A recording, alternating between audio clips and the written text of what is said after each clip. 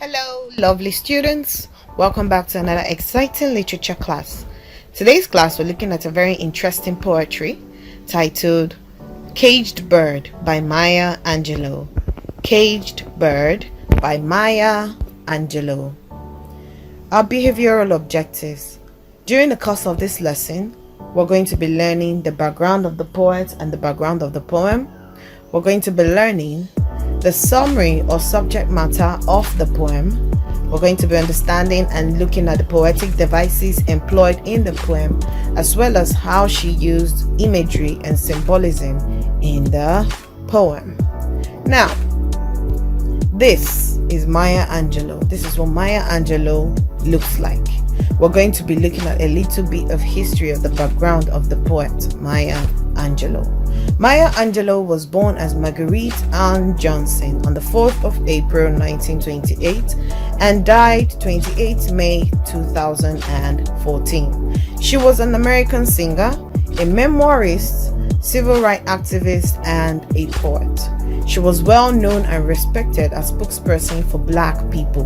Her voice was always heard when it comes to the defense for the Black people. As a Black woman, she grew up in the South during the time of racial discrimination in USA. So she had experienced the racial discrimination directly, personally. So talking about it was talking out of experience. Her work is based on defense of Black culture. The whites always felt their culture was superior, but her works always shows defense of the Black culture. Her writings centered on racism, identity, family, and travel. This is the brief background of the poet Maya Angelou. Now, let's look at the background and setting of the poem. The poem delves into the discriminatory American society and how Blacks are trapped in the social norms of the society. The caged bird and the free bird represent the captivity of the Blacks and the freedom of the whites. Now, let's analyze the poem. But for the sake of analysis, we're going to divide this poem into four major parts. So, dividing it into four major parts, we're going to be analyzing it according to the parts. So, let's look at part 1. We're going to read the poem. A free bird leaps on the back of the wind and floats downstream till the current ends and dips his wing in the orange sun's rays and dares to claim the sky. 2. But a bird that stalks down his narrow cage can seldom see through his bars of rage. His wings are clipped and his feet are tied, so he opens his throat to sing. This is the first part of the poem. If we're going to analyze it, we're going to show you that stanza 1 is showing us a free bird. A free bird leaps on the back of the wing and floats downstream. It's free. It can fly the sky. It can do whatever it is. There is no worries from the environment. It's flying freely. You see that there is no difference in stanza 1. Now we see that stanza 1, the free bird, symbolizes the American society. The American society, they are very free. They can do anything. Now, in stanza 2, we're seeing a different bird in a cage. It cannot even see through the bars of rage. Its wings are clipped and its feet are tied. So the only thing it can do is sing. You see that the condition is different from that of the free bird in stanza 1. The Blacks in the American society are the caged bird because they are enduring all manners of captivity. They are being caged in the white society. This is the first part of the poem. Now, let's look at the second part. Stanza 3. The caged bird sings with a fearful trill of things unknown but longed for still, and his tune is heard on a distant hill, for the caged bird sings of freedom. Stanza 4. The free bird thinks of another breeze, and the trade winds soft through the sighing trees, and the fat worms waiting on a dawn bright lawn, and he names the sky his own. Here we can see that the caged bird, seen as the blacks in America, they are longing for freedom. The caged bird sings for freedom in stanza 3, as you can see. It's longing for freedom. They are singing for the major aspects of life that they don't have. Because see, they sing with a fearful thrill of things unknown but longed for still. They don't know these things, but they long for them. They sing even when they are caged. So you see, that's stanza 3. They are longing for freedom to experience the things they've never experienced. In stanza 4, we are seeing that the free bird is wishing for another breeze. After enjoying the other one, it's now wishing for another breeze. They are so free that they've enjoyed everything and they are wishing for another. While the caged bird is even wishing for something that it has never, ever enjoyed. The blacks have never enjoyed freedom and they are wishing for it. The Americans have enjoyed freedom, the whites, but they still need more. That's the analysis of this second part, stanza 3 and stanza 4. Let's look at the next part 3, stanza 5. But a caged bird stands on the grave of dreams. His shadow shouts on a nightmare scream. His wings are clipped and his feet are tied, so he opens his throat to sing. Stanza 6.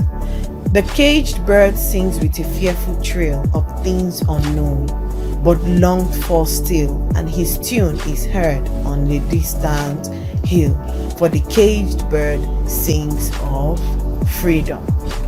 Here we can see that stanza 5 is showing us the pain, the fear, the horror, and the captivity that the caged bird is feeling.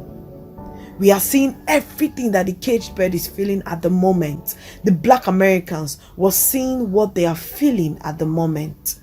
Maya Angelou identifies racial discrimination as the killer of dreams in this stanza. You can see that. But the caged bird stands on the grave of dreams. Because of this discrimination, it has killed so many people's dreams to become who they've loved to be. You see, the last stanza shows us that despite all the restraints, the caged bird still has the spirit of resistance and determination to be free from captivity. He still has faith that no matter what, someday we will be free. Someday we will walk the streets. Someday we will be able to do the same thing, say the same thing, eat the same food, school in the same building as the white Americans. They have that spirit of resistance and determination. That is what we can see from the poem. So we can see that Maya Angelou's poem has showed us that the blacks during her time, the black Americans, were discriminated racially because of their skin color. They were living in a place where they were caged. Imagine living in a society where you're caged. You cannot do certain things. That was what Maya Angelou was trying to tell us. But you can see in the last stanza, they still have determination and resistance, that despite everything that has happened, one day they'll be free from captivity. That is the poem Caged Bird by Maya Angelou. Now, let's look at the poetic devices in the poem. The poetic devices in the poem. Our first poetic device, we're going to be looking at the mood and the tone of the poet. The mood changes in every stanza. Stanza 1, you see that the poet is playful, just describing all about the caged bird and the free bird. In stanza 2, there is anger and bitterness. There is anger and bitterness. In stanza 3, you see that the poet is frustrated. The poet is frustrated because you see that the poet is trying to tell us that the blacks in America long for freedom, but they don't get it. Stanza 4, there is a positive note. There is a positive note. They are feeling that something good might come out. In stanza 5, we see the depressing tone. The depressing tone where their dreams have been cut short. So the poet Maya Angelou is feeling depressed because the fact that the dreams of the blacks in America have been cut short because of racial discrimination is really depressing. Really, really depressing. Another poetic device we're going to be looking at is contrast. The entire poem is constructed on contrast. There is a contrast between the freedom of the open world and the restrictive environment of the caged bird. The caged bird and the free bird. We're seeing the contrast between the two, how their lives are different. The rich take everything while the poor take nothing. So as the white Americans take everything and the black Americans take nothing. Now, another poetic device we're going to be looking at is enjambment. Enjambment. This is what we call run-on line in poems. They are like sentences that flow into the next line. This is seen in the urgency to deliver the message of fortune of the caged bird and the free bird by applying only a full stop at the end of each stanza. So you see that it's like a story, a run-on line. They are flowing into the next line. The sentence is flowing into the next line up until the last part of the stanza where you have a full stop. Another poetic device we're going to be looking at is symbolism. The whole poem is symbolic in nature. The caged bird is showing us the black African Americans that are living in America and they are confined and they are in solitary, while we see the free birds who are the free white people who name the sky their own.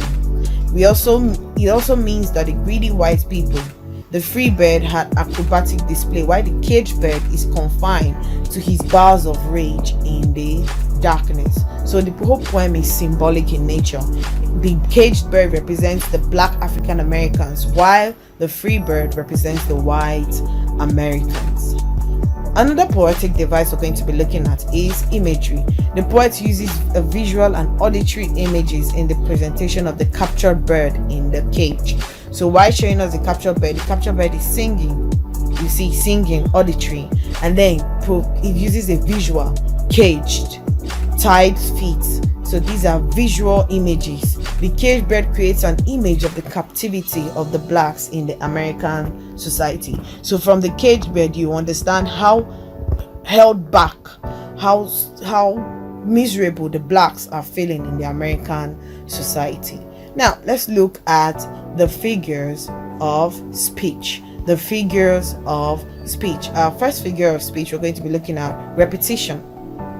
The repetition of his wings are clipped and his feet are tied, so he opens his throat to sing. We see it in lines 12 to 14 and 29 to 13. They are showing the miserable life of the depressed and suppressed African Americans caught in the image of the caged bird.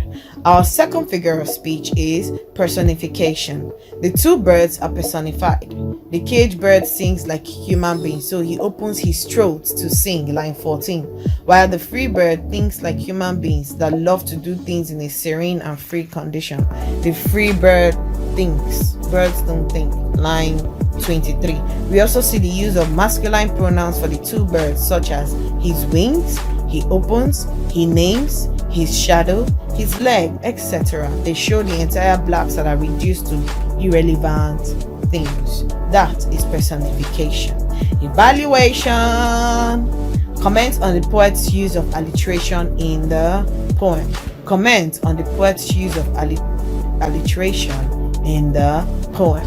So lovely students, we've come back to an exciting class on Caged Bird by Maya Angelou. This poem is a very interesting poem talking about the suffering of the black Americans in the white American society. In our next class, we'll be looking at the themes in the poem. So I'll see you in our next class. It's bye for now.